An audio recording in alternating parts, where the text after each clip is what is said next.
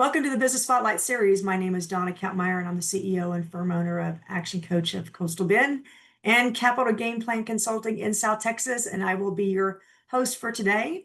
I'm very excited to have our special guest, Miguel Gutierrez, on our show. Miguel is a founder and CEO of MagJet. Today, we're going to speak with him about his journey to get to where he's at today and the challenges and successes of owning and operating a business. If this is your first time on our show, please be sure to like and subscribe so you can get notifications when we publish new content. Well, Miguel, welcome to the show. It's great to have you on. Thank you for having me, Donna. You betcha. Well, I'm extremely excited about having you on today, especially since I believe you're the youngest gentleman that we've had on our podcast. So this Really? is, That's yes, this is exciting. especially special for us. Awesome. Yeah, so let's go ahead and start off by having you take a moment to share a little bit about yourself and how your journey began. Right. So my name is Miguel Gutierrez. My middle name is Angel. So actually, the Mag is my initials. MagJet is my name and my initials. But yeah, so I started when I was graduating high school. I'd finished a majority of my high school credits early. So by my sophomore year, I'd pretty much finished all high school credits. Junior and senior year, I'd finished all of my college credits for my associate's degree. My senior year, I was actually completely done with a majority of them. I think I had 3 class periods. So I was bored. I had nothing to do. I loved to work. My sophomore year, I started working downtown at a barbecue restaurant. By my junior year, I was working 2 jobs. Over the summer, I was working 80, 90 hours a week. So I just loved to work. I love business. I loved learning about business. But after that, I was like, you know what? I don't want to work like this for the rest of my life. I need to get into a profession. I need to do something with my time. I have all this free time. I bought myself all this time. I'm not going to college for another year or so. So I need to figure out something to do to accelerate myself. I want to get ahead. I don't want to be a normal 18, 19, 20 year old. I want to be ahead of the pack. So I was like, you know what? Piloting sounds pretty fun.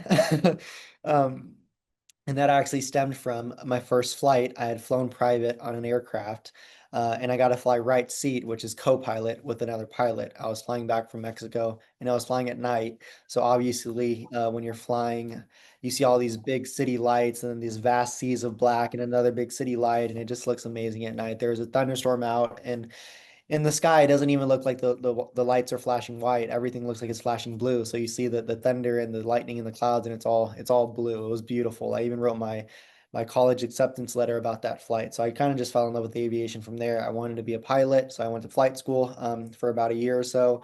I got up to about 60 hours, and then I had my next premonition. It was like, I don't want to just fly planes for the rest of my life. I see the people who are flying them, and I see the people who are owning them. I want to be the person who owns a plane one day. Um, so that's how I started. And from there, I just started working at a private hangar similar to this one, cleaning floors, moving planes, fueling planes, cleaning planes. And I got under the wings of a couple of brokers here in locally to San Antonio. They taught me a lot of stuff, and I decided one day I'm going to branch off and do my own thing. That is fantastic. So, man, you are an anomaly, I will say, as it comes to work ethic at your age. And man, I love where you started and the fact that you are never satisfied, right? What is that next thing for me? So, congratulations on all these milestones that you've achieved so far, and I'm excited to see what's going to be next for you. Thank you so much. I appreciate that. So you're relatively, I'll say you're young, I am, yeah. but think about, now that you're an owner, what was your vision? And when you first became, say, founder and CEO of this company, what was your vision looking forward? So unfortunately, maybe it's just the time that I entered the market. I was exposed to let's call it a dark side of aviation, and I saw how things kind of work behind the scenes. There's this luxurious, glamorous, front-facing, client-facing side, but there's also the back-end side of that. So my vision was really just to kind of change the way that things are done. I really wanted to increase transparency. I really wanted to kind of change how brokers interact with their clients. I saw a lot of these other charter companies and just private aviation companies, a lot of their clients are treated like numbers. A private aviation flight is never less than $10,000, and it's sometimes, upwards of six figures. And annually, people are spending seven, 8 figures a year on flying private. And I don't believe that they're getting the right value for what they're paying. That's big money for just travel. And I don't think that a lot of these clients were being treated fairly, honestly, or being represented well. I think a lot of them were being taken advantage for their knowledge gaps. They're not private, they're not experts in private aviation. All they know is they see an invoice, they pay it, and they get on the plane. Um, but coming with that, a lot of these brokers who do know the industry have taken advantage of that knowledge gap, and I think that's incorrect. My goal is to obviously educate my clients and have that boutique concierge feel with my clients. So that's really was my vision, was to kind of change the way that things were going. And on a grand scale, um, aviation isn't as regulated as other luxury markets are, such as real estate. When you're buying a house in Texas, of all the different real estate governing bodies that kind of monitor these transactions. I'm never a proponent for more regulation, but there is, a certain point where it's kind of like, man, you guys are just letting people get and take advantage of. So that's my vision. That's my goal, is to kind of change the way things are done. I'm a big proponent of honesty and the truth. I don't like liars. You lie to me one time, it's very, very difficult for me to get over that. I do not like dishonesty. That's probably one of the biggest things that I dislike. I don't hate anything, but I do dislike it very much. Very good. So you kind of were, I'll say you bucked the system a little bit or kind of went against the grain. So what kind of feedback did you get from those who were kind of doing it that traditional way where they're able to treat folks like they're just a number? Some people, nobody was really standoffish about it. I think most people are just kind of like, it's just how it goes. It's the way things are done. I got to feed my family. I gotta make money somehow, some way. But I guess that's kind of been the response. There are people who are just kind of, upset about it. We do deal with clients and other not taking people from other clients, just giving them, let's do an assessment of how you're currently operating your aviation department. And whenever we are able to find these stuff, we're honest about it. I'm not going to feel bad because I caught you being dishonest and I called you Mhm. out for it. So they do get upset because they're losing clients, and it's kind of like, how dare you tell on me, you tattletale, you just told on. That we do get a little bit of that, but for the most part, it's just like it's how things run, it's how things are. Change if you don't like it, change it. You're straight up very good. So, you've accelerated very quickly in what kind of your milestones. What were some of the mistakes or biggest mistakes that you've made so far, and what have you learned from them? Oh my goodness, I don't know where to start. The list is long. This is very long. As with anybody, you kind of fail your way to success. I've made a lot of mistakes and I'm still making a lot of mistakes. I I don't even know which one to pinpoint, What's your man. biggest one that you can think of? What comes top of mind? I guess proper oversight. We're dealing with very expensive machinery. We have had our fair share of incidents. So when I am hiring employees, we had an incident last year where an employee forgot to put what's called a chalk on a tire. So whenever you park a plane, you don't set a parking brake, you put a chalk on it. It's two rubber pieces. Forgot to put Hmm. that on the plane rolled, and that was a very, very expensive bill that I had to fork out of my own pocket. Being a startup, being bootstrapped, I don't have any investors, I don't have any funding. So that was an expensive bill that I had to pay for. So I guess proper training, employees, personnel, HR, all that kind of stuff has been where I've made the most amount of mistakes. I'm kind of used to doing everything on my own. I haven't had a lot of help, but now that I'm hiring employees and delegating tasks. I would say task delegation and training have been where I've made the most mistakes. And how do you feel from what you learned? How do you feel about that now? You think you've recovered from that and have processes in place now to help So mitigate that? the biggest lesson that I've learned from that is that you can't do it all. The Mr. Walton isn't operating every single Walmart by himself. I think Right. now I've learned that a company is the people that make it up, and you're only as strong as your weakest link. So if I am the only person in the company that can do it all, or I don't give anybody my knowledge or teach anybody anything, then I'm just hurting myself. So the lesson that I've learned from that is definitely that a company is only as strong as its weakest link, and that I need to be able to delegate and I need to be able to trust people, and it's on me and my staff to properly set those training processes in place. Well said. Very good. So let's talk about your challenges. What are some of the biggest challenges that you're facing in your business and in the industry today? The biggest challenge that I'm facing is being that I'm so young, number one. So personal reputation and also brand reputation. I am a new company. I think I have done more than most in a shorter amount of time than other companies have started. A lot of these companies have been around 60, 70, 80, 90, 100 years, or whatever that is. So being young, it's very difficult to interact with other business personnel. I don't have gray hair. I don't have a big beard. But just kind of that trust, like, what does this kid know? So that's probably the biggest challenge that I'm facing currently. And then obviously I'm a newer brand, I'm a newer company. I've been doing it for 3 or 4 years now. I've been involved in aviation for 3 or 4 years.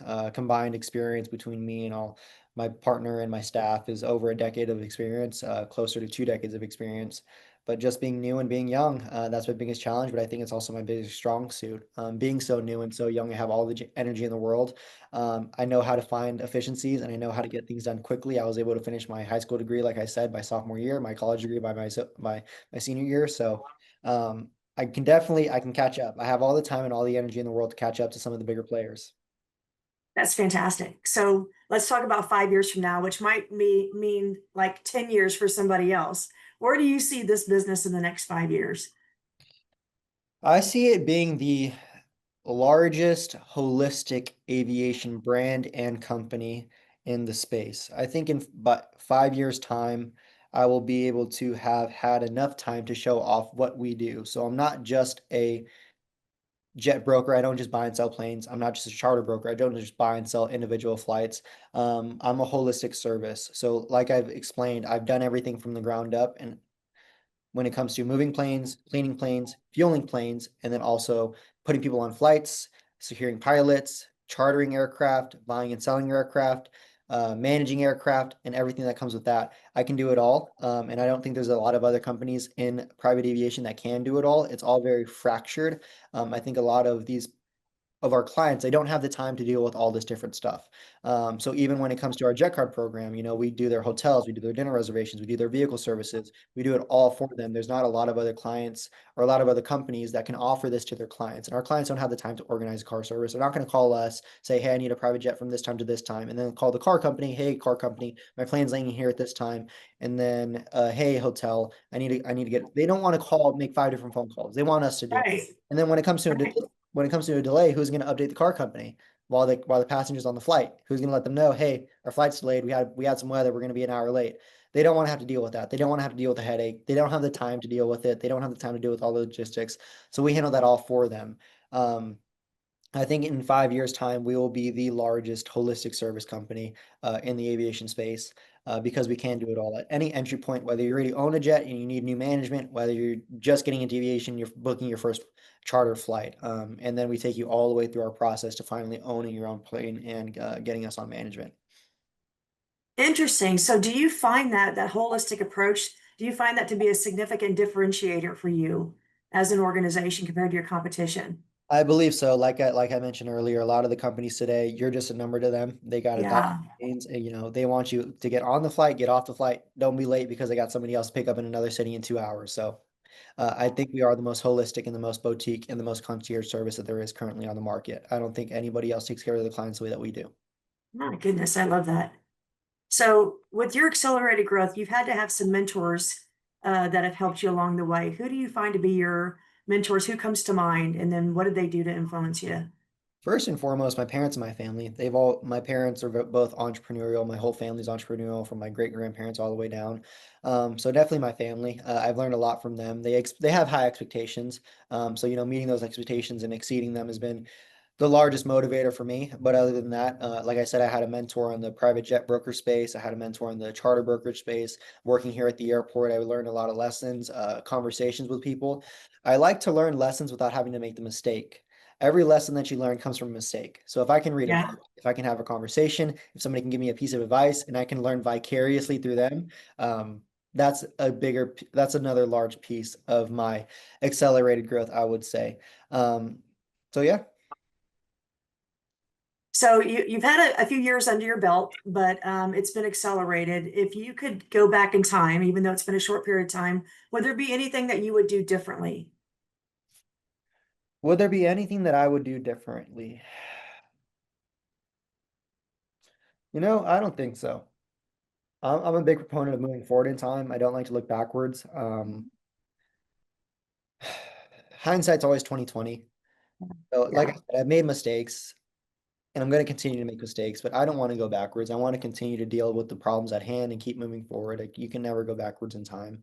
I wouldn't do anything differently. I would definitely like to say I would go back and change this or change that or optimize here or not optimize here, but everybody would like to. Everybody would want to, when you're on a deathbed, you always want to go back to when you're 21 and do it all over again because you would have done X, Y, and Z differently. I don't want to live life with any regrets. So I wake up every morning and try to get as much done as possible. I try to live a life that 40-year-old me would be proud of, 50-year-old me would be proud of, 6-year-old me would be proud of, and me and my deathbed would be proud of. So I don't want to go back in time. I just want to continue to impress myself and impress my future self.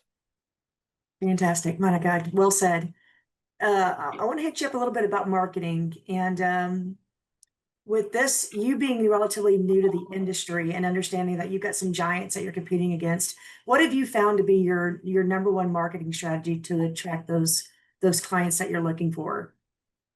So starting off when it came with marketing, everything was just B2B relation. Everything was by email, just reaching out, mass emailing other people in the industry. I just recently started up my marketing efforts. A big thing that I like to do is learn all aspects of how a business functions when it's marketing, sales, HR, Mhm. tax, legal, all that kind of stuff. But on the marketing front, I just started. I just hired an amazing marketing agency. They're called ABCI Aviation. I'll give them a shameless plug because they're great. Awesome. Yeah. So they put together a holistic plan for us, just kind of, like I said, the weakness is that we're young and that we're new, but making that weakness a strong suit, is that we are young and we are new and we're smaller than them, but that means that you get a much more tailored approach than what they can give you. So when it comes to marketing, that's been our strong suit, is just kind of capitalizing on our weaknesses and not letting our weaknesses be a weakness. They're a strength point for us. Beautiful. What's the best way for our audience to get in contact with you? So on our website, depending on where you are in your aviation journey, whether you're involved in aviation or not, there's a page for everybody, that takes you kind of through our process. And then obviously on all our social medias, we're on Instagram, we're on TikTok, we're on YouTube, we're on Threads, we're on Twitter, or formerly Twitter, now X. Yeah. We're everywhere, and everything is MagJets with an S at the end, or MagJet. The website is magjet.net, not .com. A lot of people get it mixed up and they put .com, but it's magjet.net. That's where they can get a hold of us. LinkedIn, we have a company LinkedIn page, my personal LinkedIn page, my phone number, my email is there. My email is miguel@magjet.net. Reach out to me. I'm more than happy to take a phone call, answer an email, have you out to the hangar if you want to check it out. We're not like a lot of these other companies where we don't have the time for you. We do have the time for you. We will make the time for you if we don't have it. We don't want to be like everybody else is kind of standoffish, like you don't belong here or anything like that. I don't care who you are, what your background is, even if you're just interested in aviation. We definitely are a big part of inspiring the next generation. I was inspired by a flight and being able, having a pilot to let me fly right seat. So I don't want to withhold that opportunity from anybody else because I was extended that same grace. Fantastic. Is there anything else you'd like to share with our audience? Is there anything else I'd like to share? Yeah, I mean, if anybody's interested in private aviation, I mean, feel free to reach out. Like I said, we have a program for everybody, whether you're just starting and you're getting on your first flight, you've been flying for a long time, you own your own plane, you're looking to sell your plane, and get into something else, whatever you need, let us know. We are a one-stop shop. We're not fractured like every other company where you got to reach out to different companies for different things. You can come to us with anything you need, and we can handle it for you on the private aviation front. Fantastic. Well, Miguel, thank you for sharing your story. This has been fantastic, and I'm especially excited because how much you've accomplished in a very short period of time. This is the Business Spotlight Series with Donna Kappmeyer from Action Coach at Coastal Bend and Miguel Gutierrez with MagJet. Please be sure to like and subscribe so you can continue to see our great content. Thank you for being with us today. And Miguel, thank you so much for being on our show. Thank you, Donna. Thank you to the listeners as well. You betcha. Bye for now.